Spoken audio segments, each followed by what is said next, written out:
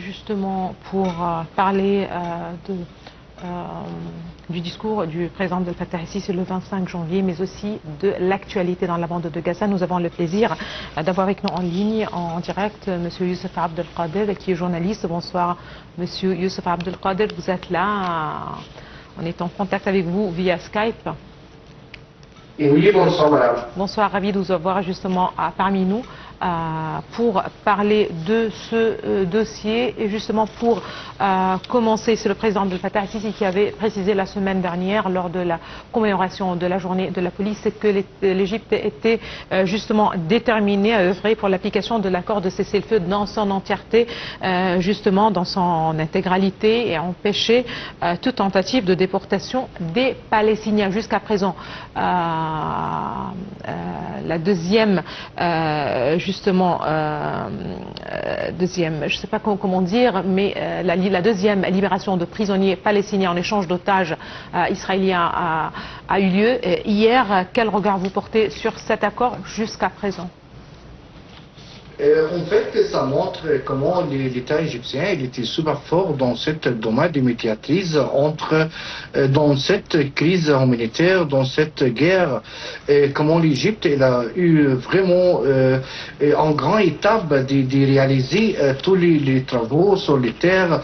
On a vu comment, avec cette médiatrice d'Égypte, du Qatar, des États-Unis, comment ils sont, tous les trois pays, ils ont travaillé avec tous les partenaires pour pouvoir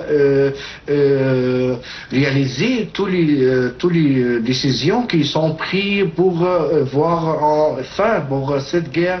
On a eu aussi les cessez-le-feu et comment il y avait les changements et les otages avec les prisonniers palestiniens, comment ils sont passés par les passages de Rafah, comment ils sont entrés en Égypte pour savoir de l'aide médicale et comment il va suivre l'Égypte tous les accords qui sont faits avec plusieurs partenaires. Et ça montre vraiment comment l'Égypte a pris son responsabilité pour savoir comment on peut réaliser toute l'étape de cet accord. Et surtout aussi, on voit maintenant comment l'Égypte fait aussi pour fait tout entrer l'aide humanitaire, et ça montre que l'État égyptien vraiment s'intéresse beaucoup de supporter, de soutenir et aider le peuple palestinien dans cette grande crise humanitaire. Et bien sûr, l'Égypte était toujours capable, il était toujours là pour aider les peuples palestiniens. Super. La libération d'otages ainsi que de prisonniers s'est déroulée plus ou moins comme prévu. Une troisième libération est prévue la semaine prochaine, si je ne me trompe pas. Deuxième lot d'échange est arrivé déjà moins d'une semaine après l'entrée en vigueur de l'accord de cessez-le-feu le dimanche dernier. Et on s'attend justement à une prochaine libération le 1er février. La libération de prisonniers et l'échange de prisonniers contre des otages fait partie intégrante de cet accord de cessez-le-feu et est en rapport et lien très étroit avec le retour des habitants de Gaza dans le nord.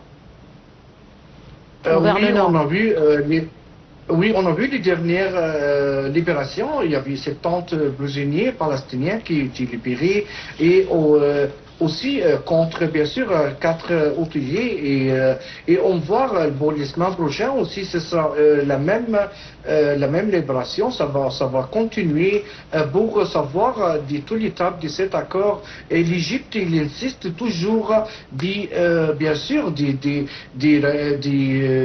de réaliser cet accord pour faire toute l'étape nécessaire pour être cet accord qui est bien fait.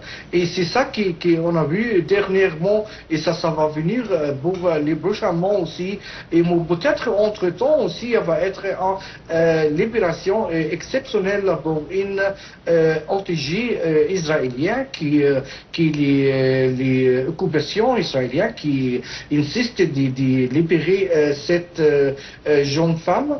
Mais je vois que l'Égypte, il a bien fait pendant toutes les procédures de cette libération. On a vu comment l'Égypte a pris les bons contacts avec toutes les grandes organisations comme les Croix-Rouges, comme les Croissants-Rouges. Et tout ça, c'est vraiment, ça montre que l'Égypte intéresse de réaliser toute l'étape de cette libération. On a vu comment ils sont entrés ils sont passés les frontières et comment toute l'étape de cette libération pour cet accord. Et ça, vraiment, c'est super intéressant jusqu'à maintenant qu'il y a des libérations entre les deux parties et ça commence les négociations et ça commence les dialogues et ça c'est super important et j'espère que ça va continuer comme ça parce que aussi on voit il y a un grand défi aussi pendant cet accord à l'intérieur de tous les partenaires. Il y a toujours les négociations, qu'il y a des groupes qui ne sont pas d'accord avec cet accord et ça c'est vraiment, ça fait un grand défi pour l'État égyptien et pour tous les partenaires et pour savoir comment on peut réaliser tout cet accord. Mais jusqu'à maintenant on voit tout il passe très bien et il y a toujours des solutions, des négociations et ça c'est super important. Très bien. J'aimerais parler des 70 prisonniers palestiniens qui sont arrivés en Égypte après avoir été libérés par Israël dans la bande de Gaza en vertu justement de cet accord et qui auront le choix entre l'Algérie, la Tunisie ou la Turquie. Pourquoi précisément c'est ce choix ou ces trois pays? Si on regarde dans l'histoire, bien sûr, l'Algérie, c'est un grand pays arabe qui supporte toujours les Palestines. C'est toujours, on voit les premières consultations de l'État palestinien depuis les présidents basant Arafat qui était en Algérie, qui a fondé le conseil palestinien. Et c'est pour ça l'État de l'Algérie qui aide toujours les peuples palestiniens. Et c'est la même chose aussi pour les Tunisiens. Les Tunisiens, bien sûr, ils supportent les peuples palestiniens.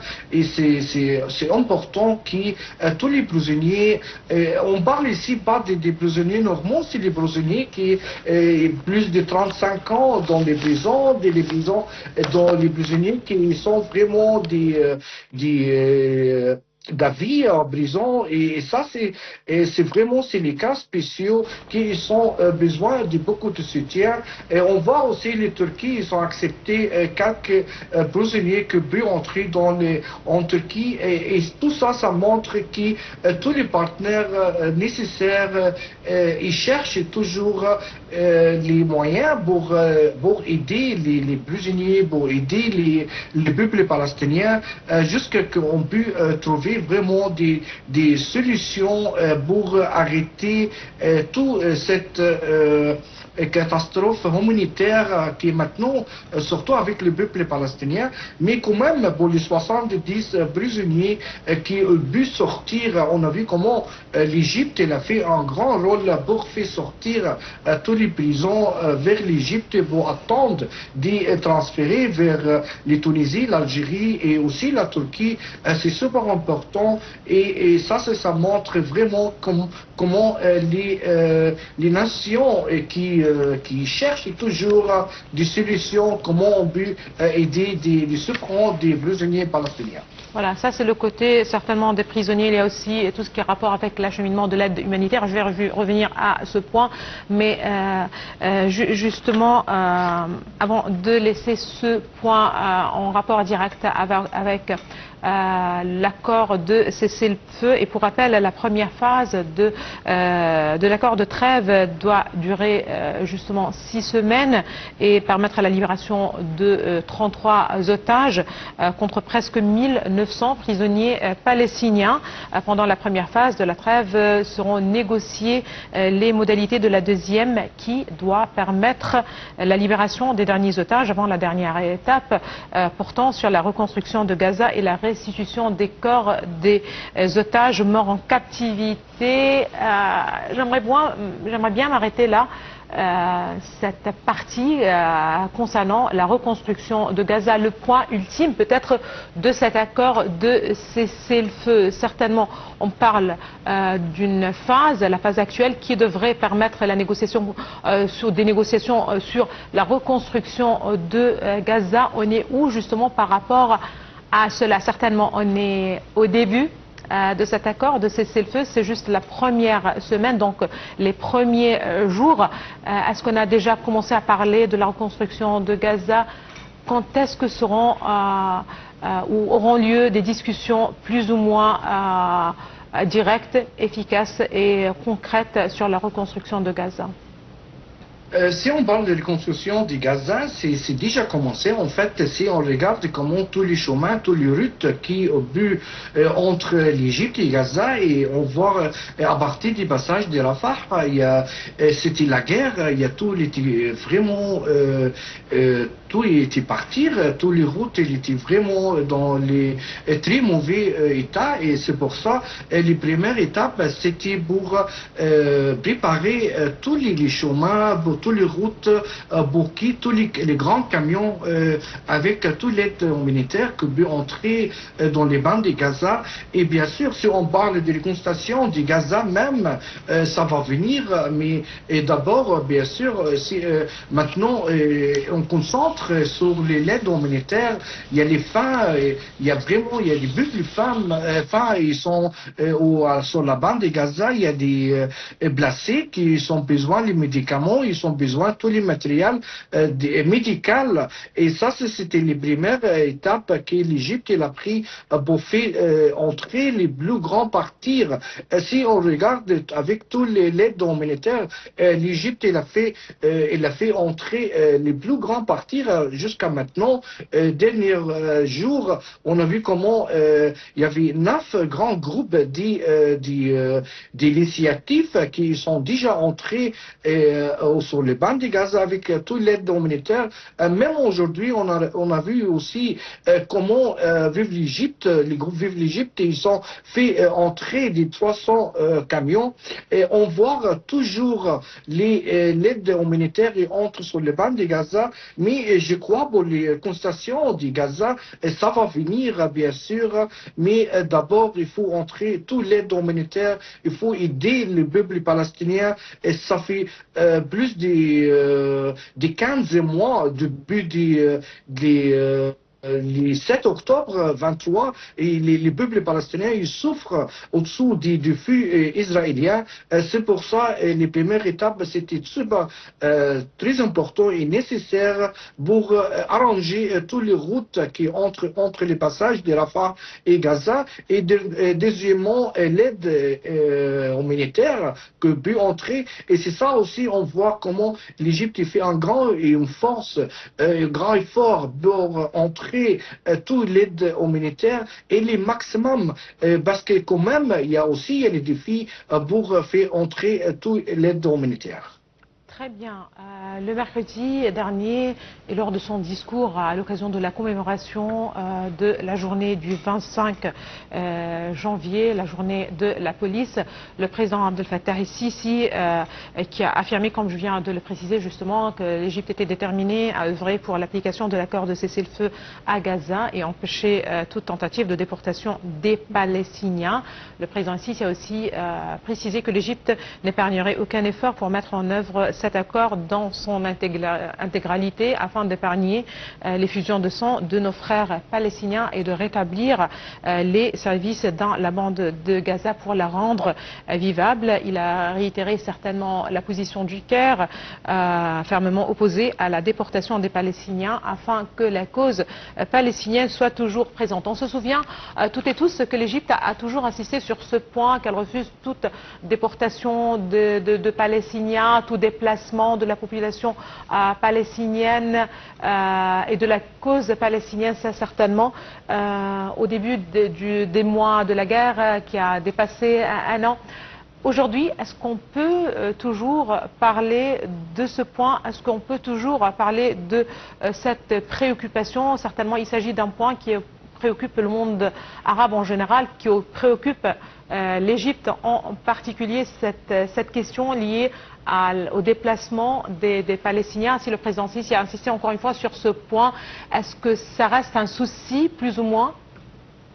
Bien sûr, ça reste toujours un grand souci pour l'Égypte, surtout si on regarde maintenant le président El-Sisi, tous les gouvernements égyptiens, le peuple égyptien, il n'y a personne qui est d'accord pour déplacement des Palestiniens vers un autre pays. Bien sûr, l'Égypte ne va jamais accepter ça, soit en Égypte, soit en Jordanie. C'est pas les solutions.